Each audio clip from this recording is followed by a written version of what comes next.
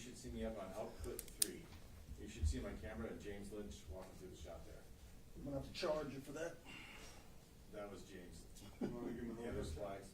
Yeah. So anyway, I'm up. I'm streaming on output 3, and I will not be on IFB. We are just waiting for King to get through. I will not security. be on. I'm going to focus on this thing for my made it through, Angie so I stuff. expect them momentarily. And then we'll get Thanks, going. man. Yes, you do need. I think that's why they're having me do that. Yeah. All right. Bye.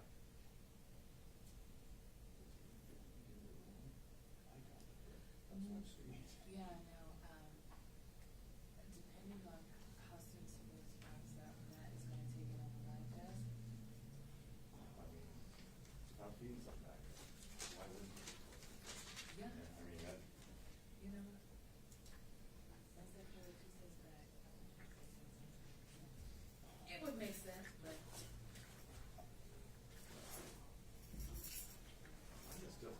I mean, sometimes I don't look the room right, you know, in terms of angle. You know why? That down there was pretty successful. Yeah, the strip search after that, but you know.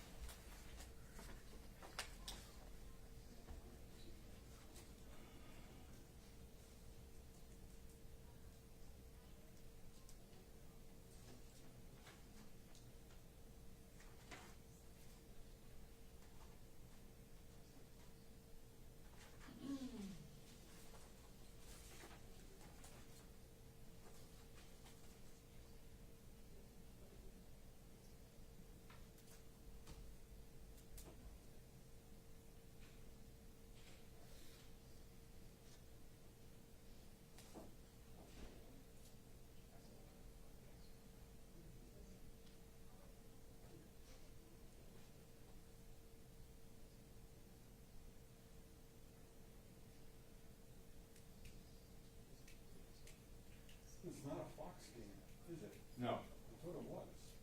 Is it NBC? I think it's NBC. Yeah. You know how much attention I pay to that anymore? Zero, because I don't have over-air TV. I either have an app that I watch the highlights on YouTube later. That's what I Or do. else I'm working it. That's So- what I do. I watch YouTube. I get whatever off the air. And this whole chick from the Today Show with her mom being kidnapped, who, Savannah Guthrie? Yeah. I'm kind of going, who's that? Oh yeah, that's right, from about 10 years ago I saw her on the air. well, why she's one of the main ones? But I don't watch over-the-air stuff anymore. NBC is not even on my podcast subscription. Okay, that's there. Headphones are on. I don't think my wallet's gonna get stolen out of my cart here. Oh, James looks pretty suspicious though. I do. So go ahead on in and set up. I am suspicious. Going. And Bridget, you got the stuff I emailed to you. So here, you got the indictment. Just the press release. Say, Alright. check And in if $5 it's for the light. in order, it will be the same as You know, I'm gonna turn that off because There's my, all those There's no photos. budget for lights. Perfect.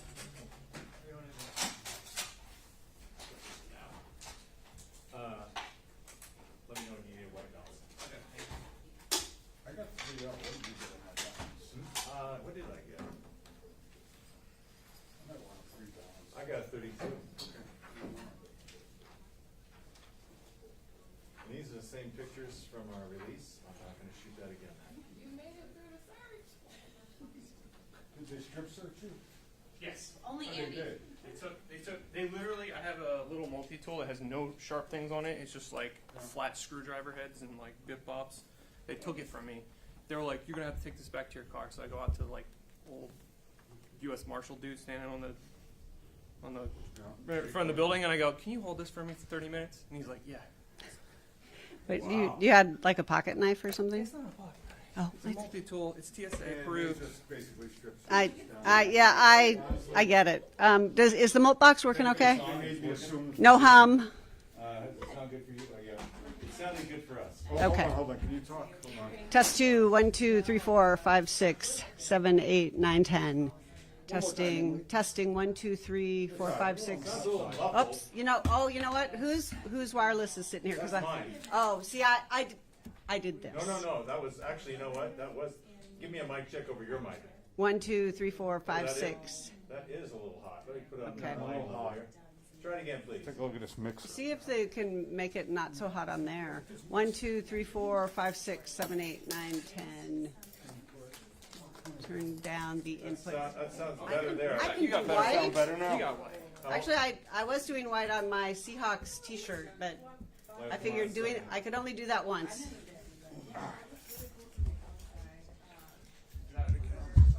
3,300 this time. Testing, That testing, sounds good to testing. me there. Okay, I just have to write it real hard. Thank you very much. you are welcome. Is everybody ready? I am ready. I'm ready. Big 5 all good? Yeah, we're good. All right. I will get. You okay from back there? You wanna? Am I gonna get you away, Andy? Good. You lose some weight? No. Just keep buying bigger clothes. What are you doing now? We got a mold box here. I did both. Did you? Are you gonna make me do both? You do whatever you want to do. I'm not gonna get screwed here, but I'm gonna have it covering my butt with other remote boxes. Yeah, malt boxes So are I'm notorious. gonna stop. You need to stop right now.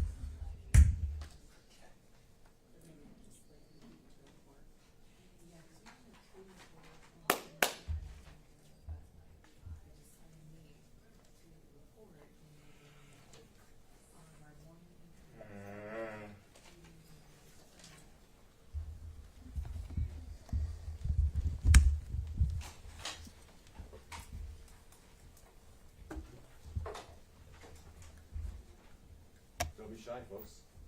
Come on in. Yeah, move in. Yeah, why don't you come stand over here? There you go.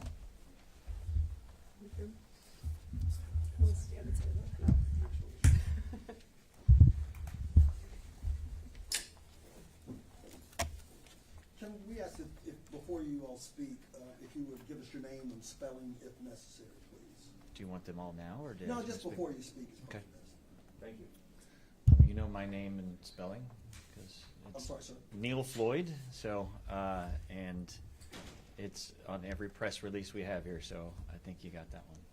All right. Well, thank you guys for coming. I really appreciate it. Day before yesterday, on Wednesday, we had a large takedown that was a joint operation between all the people that are up here with me today, as well as some other law enforcement agencies. In particular, this was an HSI-led investigation from Homeland Security. Homeland Security is part of, in fact, it helps run the Homeland Security Task Force with the FBI. They are joint partners. But this operation, though, was led by HSI. And in addition to that, the Drug Enforcement Agency, DEA, ATF. With a very successful operation, managed to pull a lot of guns and drugs off the street, including Glock switches, about 150, I believe, that helped make our community much safer. And we resulted in 14 arrests. But I have the experts here that are going to help me give you the details of it. So rather than listen to me speak, I'm going to turn it over to April from HSI.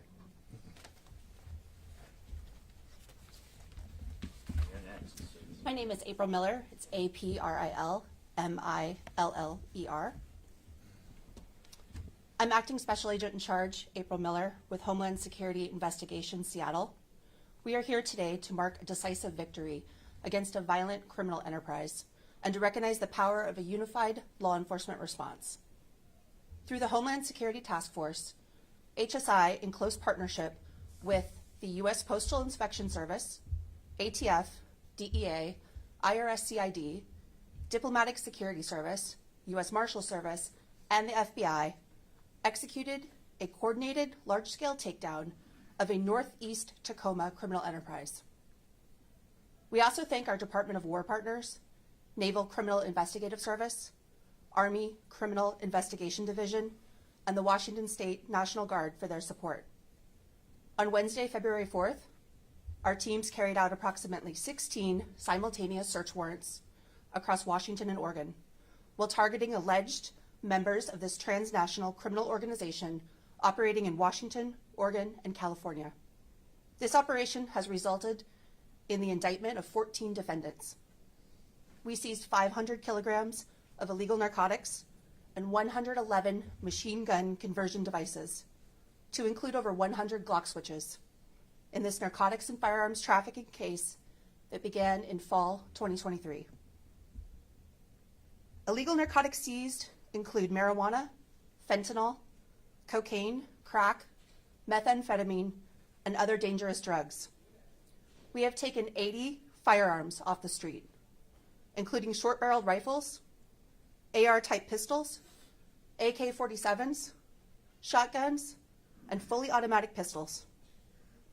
Agents have also seized jewelry, bulk currency, several thousand rounds of ammunition, and identified more than 1.5 million in cryptocurrency transfers tied to illicit narcotics trafficking by this organization. The Homeland Security Task Force is our nation's unified front against transnational criminal gangs and cartels that spread violence and fear throughout our hemisphere. Under President Trump's Executive Order 14159, the Department of Homeland Security and the Department of Justice are executing a whole-of-government strategy to bolster the fight against organized crime. Our agents and officers are dismantling these networks, layer by layer, from cartel leaders who direct the violence, to traffickers who move poison into our communities, to the financial networks that launder their profits. We are using advanced technology, intelligence-driven operations, and strong partnerships at every level of government to identify, disrupt, and dismantle these organizations wherever they operate. Our commitment is clear and unwavering. We will protect our communities.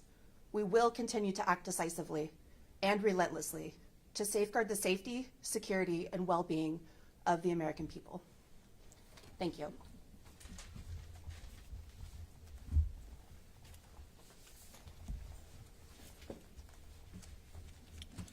Good afternoon. My name is Rob Saccone. I'm the DEA Special Agent in Charge here at the Seattle Field Division. Last name spelled S-A-C-C-O-N-E. I'm thankful to be here today alongside our law enforcement partners to discuss the outstanding work conducted by our investigators during this criminal investigation. This law enforcement operation underscores DEA's and our diversion investigators' relentless commitment to protecting and overseeing the legitimate pharmaceutical drug supply chain in the United States. As alleged in the indictment, the defendants knowingly and intentionally created and submitted fraudulent prescriptions that, once filled at pharmacies, were diverted to a known and violent criminal organization. However, the diversion of prescription drugs was just one layer of a much larger and a much more complex criminal enterprise. One that also trafficked illicit drugs such as fentanyl, cocaine, and methamphetamine.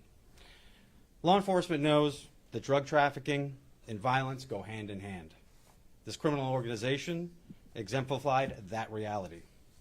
Its members had been linked to numerous violent assaults, shootings, and acts of intimidation against those they perceived as threats. This investigation uncovered a massive arsenal of more than 40 firearms, including AK-47s, military-grade short-barrel rifles, as well as more than 100 Glock handgun conversion switches, dramatically increasing their lethality and the danger posed to our communities. During the course of the investigation, law enforcement seized the equivalent of more than 533,000 potentially lethal doses of fentanyl, more than 7 times the number of people who will be attending the Super Bowl on Sunday. DEA will continue working shoulder to shoulder with our federal, state, and local partners to dismantle violent drug trafficking organizations and hold them accountable for the harm that they have inflicted on our communities as we build a fentanyl-free America and save American lives. Thank you.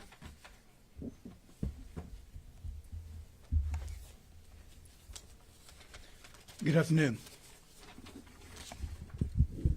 I'm Special Agent in Charge, Jonathan Blaze, Bureau of Alcohol, Tobacco, and Firearms, here in the Seattle Field Division. I'm honored to be here alongside our law enforcement partners as we highlight the outcome of a long-term investigation into a transnational criminal organization.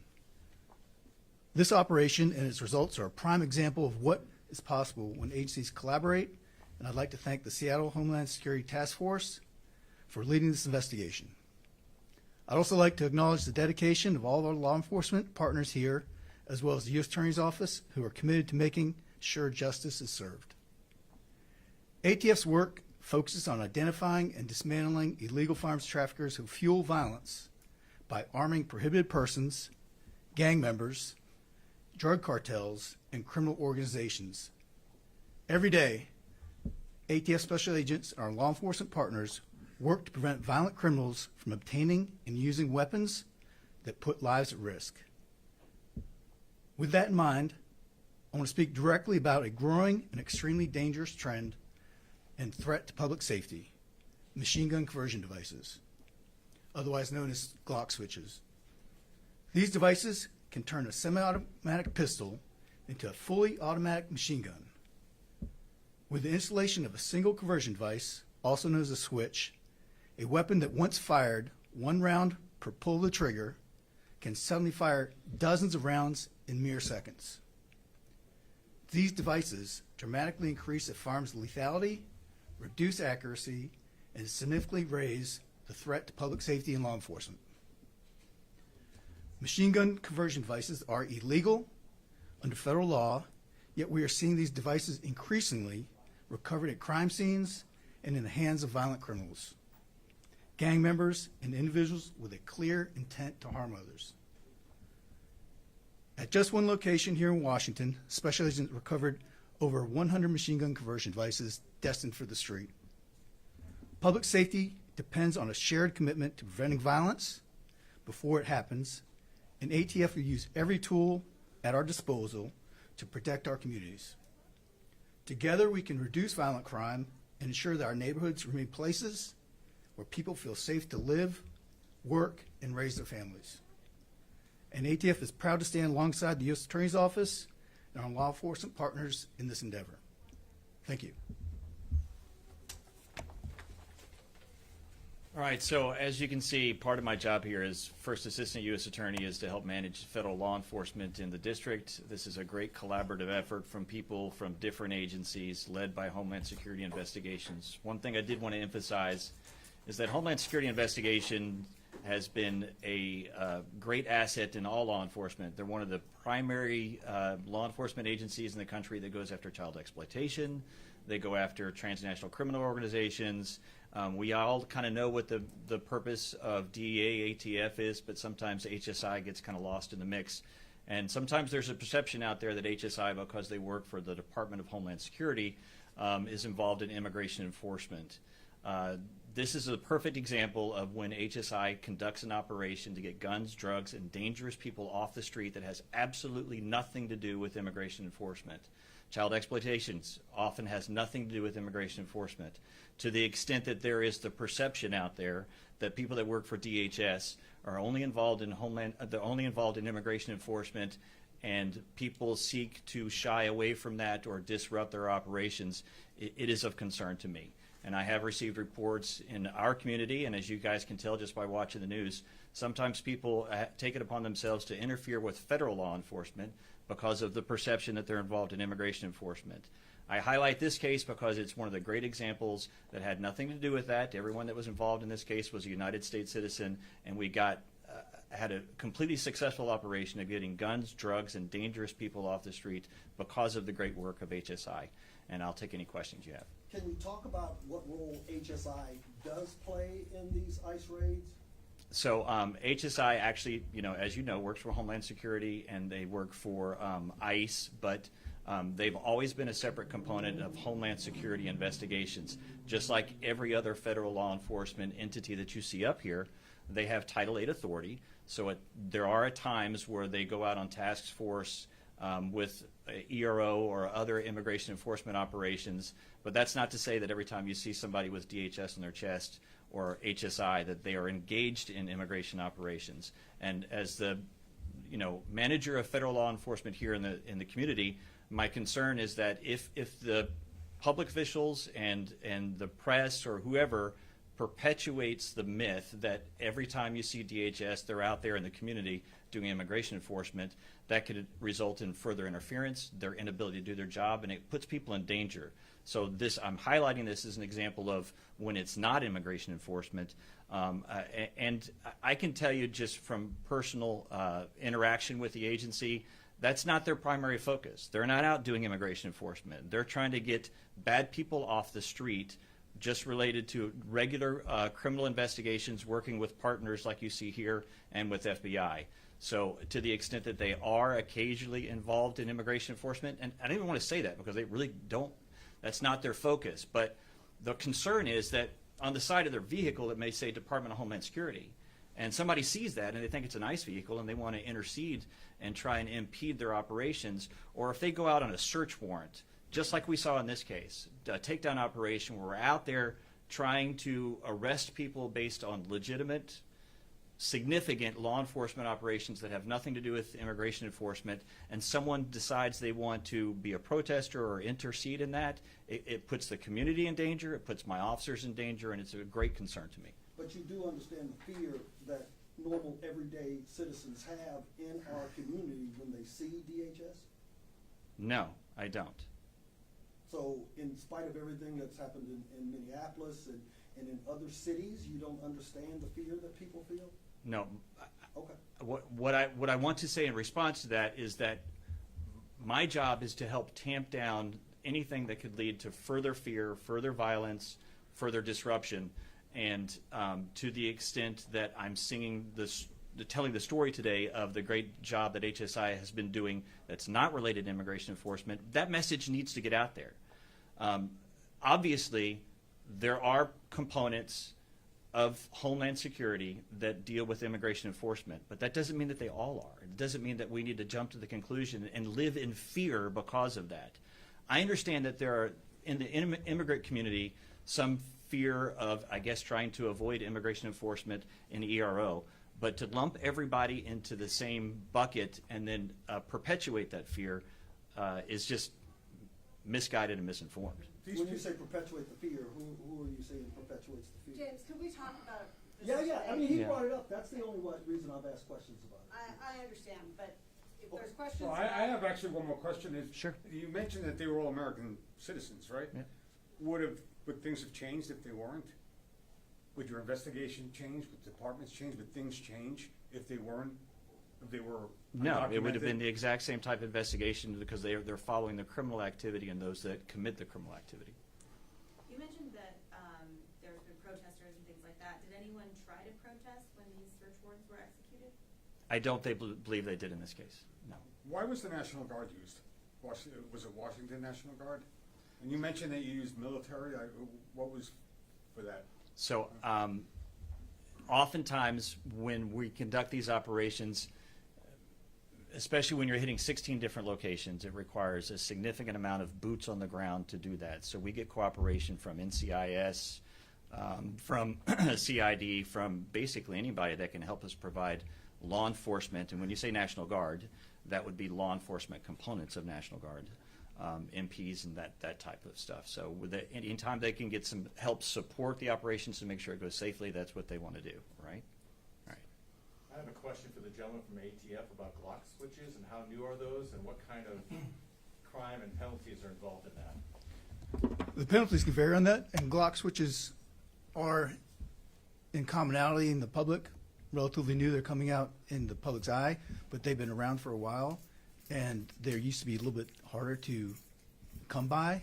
They used to come from overseas, things like now, but with the proliferation of 3D printing, things of that nature, and the data sheets that are out there, the files out there that make it easier for criminals to produce these Glock switches in mass and then distribute those illegally into the community and criminals.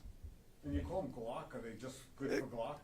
No, there's switches that can be made for other firearms. That's just a catch-all phrase that they initially were more popular with the Glock-type firearm, but they're made for other firearms. There can be made sears and things like that for rifles that will make them fully automatic as well.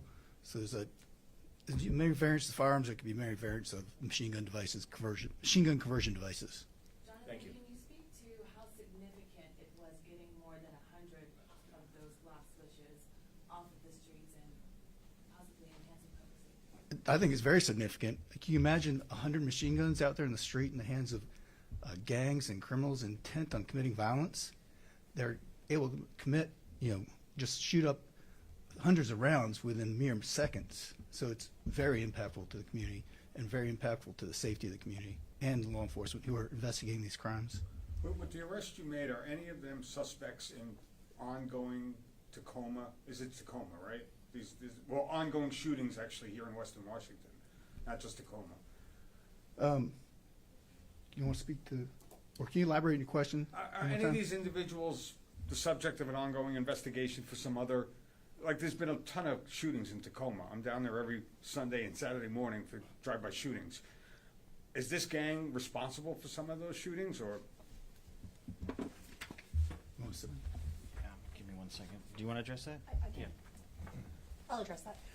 So I don't want to speak for Tacoma Police or any of the other state and local police agencies that are in that location. However, we do believe that some of these individuals are connected to shootings and investigations that are ongoing. Can you speak to how significant the amount of narcotics you guys were able to seize and kind of put that in perspective for folks tonight watching at home? Absolutely. It goes back to my statement earlier of the amount, just the fentanyl alone, 533,000 doses is enough to fill the Super Bowl stadium this weekend 7 times over. So you figure the stadium down in Santa Ana probably holds 72,000 people. So multiply that by 7. That's the number of people that could potentially have a fatal overdose from a fentanyl exposure. So it's highly significant just for fentanyl alone, never mind the other drugs seized. You said that they were writing fake prescriptions and filling them. Can you elaborate? That's on correct. that too? Yeah, so this criminal enterprise was, they had a method that it's still an ongoing investigation, so I can't speak to methodology, but they utilized a method to send fake prescriptions to a pharmacy down in Portland, and the prescription would be filled. The criminal network would then take those legitimate prescriptions that have been filled and then bring them into the illegitimate market to their gang members, other associates. Was that pharmacy knowingly involved? That's still part of our ongoing investigation. This is still going to be ongoing for quite some time, so that we can't speak to right now.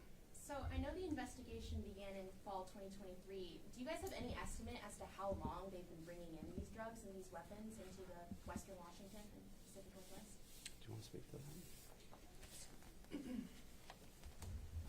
We suspect that it was ongoing for many months, if not years, prior to that. However, we began our investigation in fall of 2023. How significant were the wiretaps? That's why we're here today. It is significant. That's why there's 14 indicted defendants. April, can you speak to the significance of their operation, the sophistication level? Was it pretty sophisticated?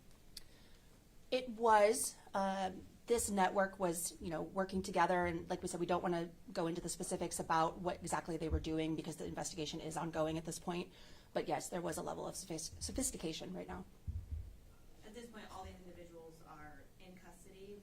Tell Yes. us what happens next. They've been indicted at this point, and the investigation is ongoing. Were most of these individuals arrested at the same time? Yes, it was all simultaneous search warrants. Okay. Yes. Did the investigation present any challenges over the past couple of years? And the other investigations? Well, all investigations create challenges, and that's the nature of investigating. But I will say that the partnership with not only the agencies you see up here, but the Tacoma Police Department, the Seattle Police Department, were vital. We could not do the job without the support of local police departments, and they were critical in helping us be able to get the intelligence and take the action that we did. When families are watching tonight, what's the most or a couple of the most important things that you want them to know about this investigation and, again, what they need to know? Exactly what I just said, that in order for law enforcement to be successful and these investigations to be successful, it takes a joint operations between local and state and federal law enforcement. And when it works well, it works great, because these guys have the relationships with the Tacoma Police Department, Seattle Police Department, as well as with each other, in order to be able to bring intelligence aspects from not only, DEA, ATF, HSI, but then the local partners to be able to bring what they know about what's occurring on the street in order to marry it up and be able to know where to go next in the investigation. Did social media, I see pictures of some guys up there posing with guns, did social media help you with your indictment of these gentlemen and people? Yes. Oh, sorry.